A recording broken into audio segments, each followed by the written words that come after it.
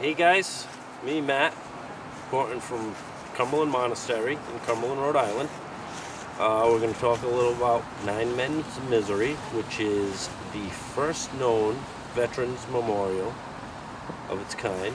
And if you've never been here before, it's not the easiest site to find, which kind of keeps it somewhat pure and a little bit kind of eerie. So if you're ready, take about a half-mile walk into the woods of the Cumberland Monastery and go right to the memorial. Let's go. Alright guys, here we go. We're going to set out on our journey, and as you can see, not much around but woods, sticks, trees, leaves, and this is just the beginning of it, so let's walk.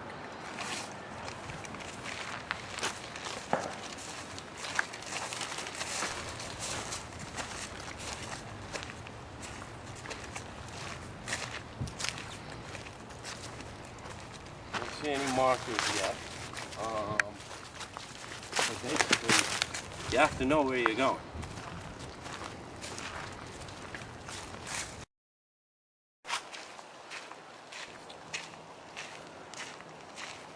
Now, as the story goes, we set out, Captain Pierce, during the King Philip's War. He was at a garrison in Rehoboth, Massachusetts. He received intelligence that the enemy lie in the riverbed of the Black Stone in Central Falls, Rhode Island. So he set out with about 63 colonists and 20 friendly Indians. He then sent out, it's about a 10-mile journey, they sent out to Central Falls to pursue the enemy.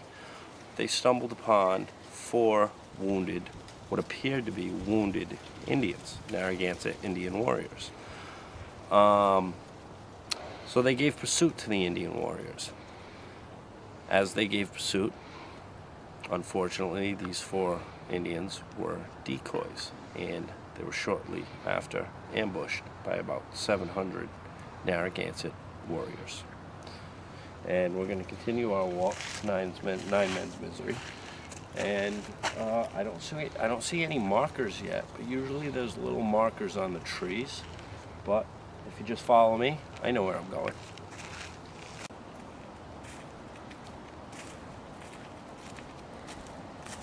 Now, as I aforementioned about the ambush of 700 Indian warriors against 73 colonists, okay, there were a few colonists that did escape to tell the story, and they said that there was actually a fight for about 2 hours.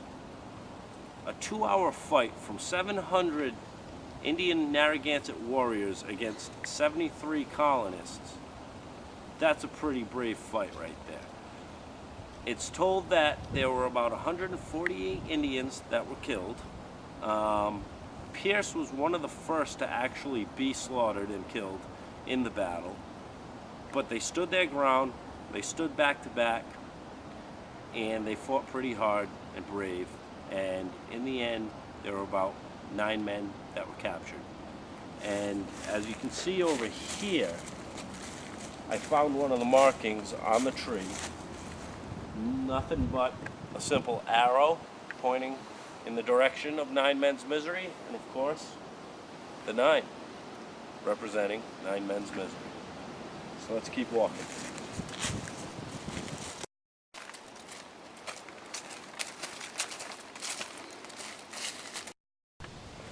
As you can see here, a marker, that's actually ground level. Looks like, you know, somebody from the community possibly just spray painted that there.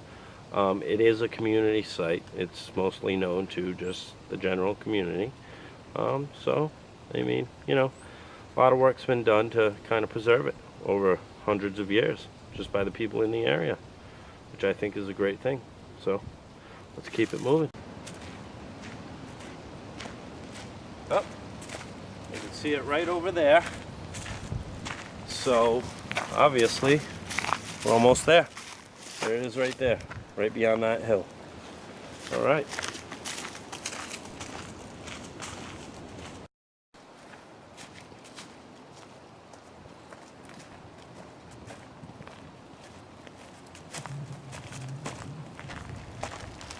All right. Well, here we are. One of the first known Veterans Memorial, and here they lay. All right. Well, here we are.